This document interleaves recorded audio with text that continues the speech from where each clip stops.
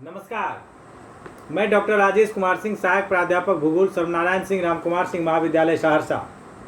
आज के इस वीडियो पोस्ट में मैं पार्ट 3 के छात्रों के लिए सामान्य अध्ययन से संबंधित बहुत ही सारगर्भित विषय प्रधानमंत्री जन धन योजना, लोन, विशेषता, लाभ, महत्व एवं चुनौती विषय वस्तु पर चर्चा करने जा रहा हूँ। प्रधानमंत्री जन धन योजना वित्तीय समावेशन के लक्ष्य को प्राप्त करने की दिशा में एक राष्ट्रीय मिशन है। इसकी शुरुआत 28 अगस्त 2014 को हुई। इस योजना का उद्देश्य देश के हर घर को बैंक अकाउंट और बैंकिंग सेवाएं उपलब्ध कराना है। प्रधानमंत्री जन धन योजना की सबसे बड़ी खासियत यह है कि इसमें गांव तक बैंकिंग सेवा पहुंचाने की जगह परिवारों तक बैंकिंग सुविधाओं को पहुंचाने पर जोर है। इसके माध्यम से शहरों में खुले करोड़ों बैंक खातों के जरिए से जाहिर होता है कि ऐसी योजना की जरूरत शहरों में भी थी। हम इस आलेख में प्रधानमंत्री जन धन योजना की विशेषता, लोन, महत्व, चुनौती आदि के बारे में बता रहे हैं या बताने जा रहे हैं। प्रधानमंत्री जन धन योजना क्या है, आइए हम इसके बारे में समझें। प्रधानमंत्री जन धन योजना की शुरुआत की कहानी अत्यंत रोचक है। वर्ष 2014 के लोकसभा में जीत हासिल कर प्रधानमंत्री बने श्री नरेंद्र दामोदर दास मोदी ने 15 अगस्त 2014 को अपने पहले स्वतंत्रता दिवस समारोह में लाल किला प्राचीर से राष्ट्र को संबोधित करते हुए इस योजना की घोषणा की। उन्होंने इसे वित्तीय समावेशन के लिए राष्ट्रीय मिशन का दर्जा दिया। सभी लोगों तक बैंकिंग सेवा की पहुंच सुनिश्चित करना वित्तीय समावेशन कहलाता है। वित्तीय समावेशन सुनिश्चित करने के लिए भारतीय रिजर्व बैंक और भारत सरकार ने अनेक प्रयास किए हैं। इसमें बैंकों का राष्ट्रीयकरण, बैंक शाखा नेटवर्क का विस्तार, सरकारी तथा क्षेत्रीय ग्रामीण बैंकों की स्थापना और उसका विस्तार, पीएस उधारी व्यवस्था लागू करना, लीड बैंक योजना, स्वयं सहायता समूह आदि का गठन शामिल है। घोषणा के 15 दिन के अंदर इस विशाल योजना की तैयारी को अंजाम दिया गया और 28 अगस्त 2014 को प्रधानमंत्री जन धन योजना को लॉन्च किया गया।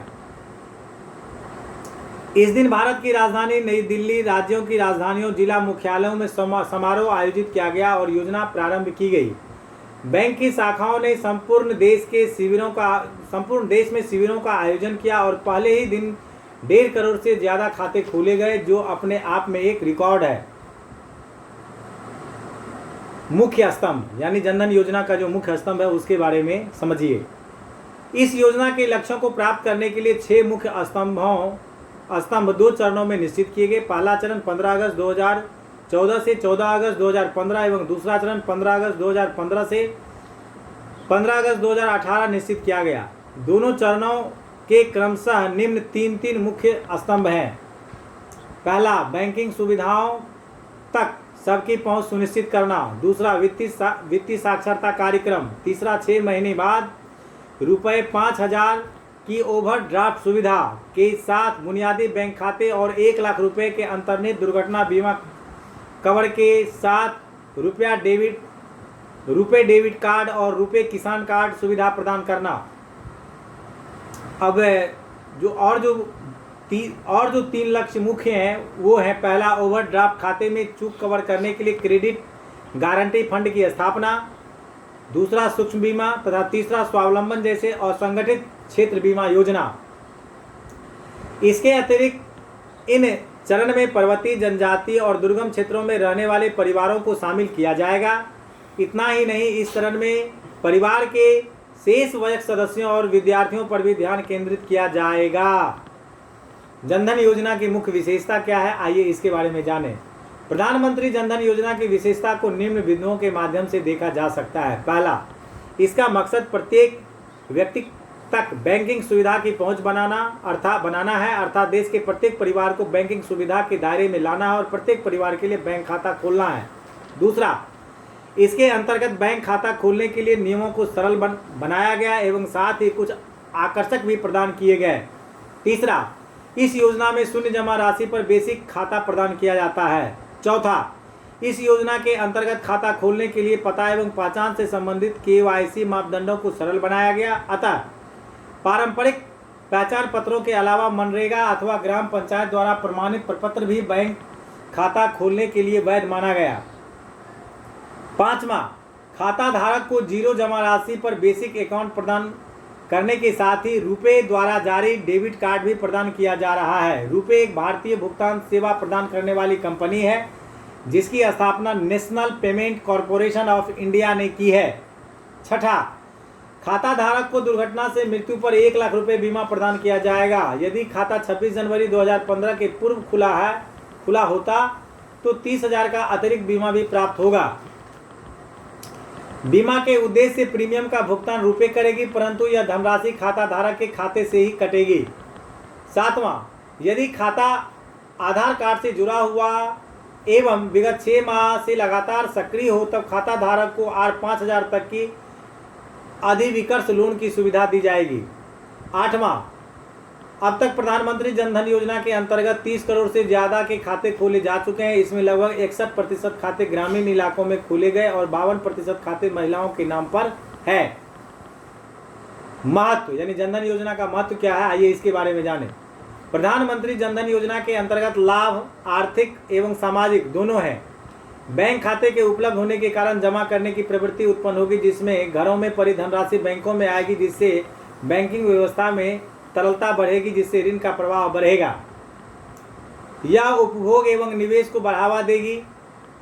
बीमा के लिए अदा किया गया प्रीमियम बीमा कंपनी से होकर सरकारी प्रतिभूतों में निवेश शंकर अंततः सरकार के पास ऋण के रूप में आएगा, इससे सार्वजनिक व्यय में बढ़ोतरी होगी। खाते के माध्यम से लाभ का प्रत्यक्ष व स्थानांतरण सुनिश्चित किया जा सकेगा, जिससे लाभ सीधे लाभार्थियों को ही प्राप्त होगा। इससे परिधन का दुरुपयोग कम होगा एवं सरकार का राजकोषीय घाटा नीचे आएगा। जनधन खाते सरकार के जैम जनधन आधार और मोबाइल का एक हिस्सा है। इसके माध्यम से अटल पेंशन योजना, प्रधानमंत्री जीवन ज्योति योजना इत्यादि जैसे सामाजिक सुरक्षा का लाभ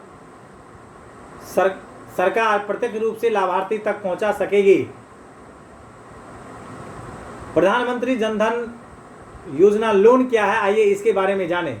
प्रधानमंत्री जनधन योजना में दी जाने वाली अधिविकर्ष या ओवरड्राफ्ट इस योजना की सबसे बड़ी लाभ मानी जा रही है। इसे प्रधानमंत्री जनधन योजना लोन कहा जा रहा है। इस सुविधा का ग्रामीण इलाकों में जहां लोगों को कम रकम की जरूरत के लिए भी साहूकार महाजन पर निर्भर होना पड़ता है के लिए विशेष महत्व है। इसे प्रधानमंत्री जनधन योजना लोन कहा जा रहा है।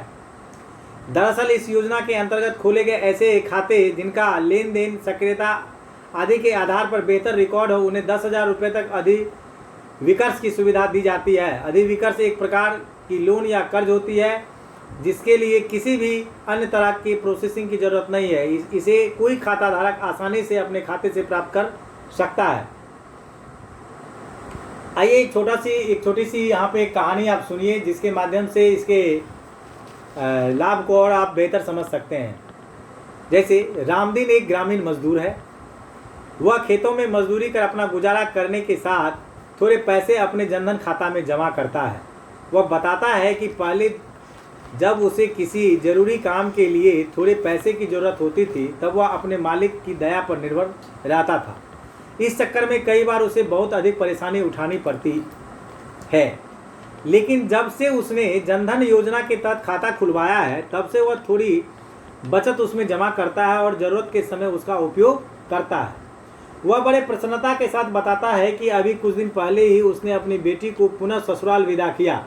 इसके लिए उसने खाते में 2,000 रुपये होने के बावजूद 5,000 रुपये प्राप्त किया। यह अतिरिक्त धनराशि उसे प्रधानमंत्री जनधन योजना अधिकर्ष के अंतर्गत लोन के रूप में प्राप्त हुआ है। वह इसे समय पर चुकाना चाहता है ताकि ऐसे ही जरूरत पर उसे फिर से प्रधानमंत्री जनधन योजना लोन मिल सके। हालांकि रामदीन बताता है कि उसे पिछली बार एक और आवश्यक कार्य के समय यह अधिविकर्ष प्रदान की सुविधा नहीं मिल पाई थी, क्योंकि तब उसका खाता मात्र 4 महीने पुराना था। रामदीन के साथ काम करने वाले अन्य मजदूर को यह सुविधा 6 माह खाता पुराना होने के बावजूद भी इसलिए नहीं मिल पाया क्योंकि उसने खाता खोलने के बाद उसमें किसी तरह का लेन देन नहीं किया।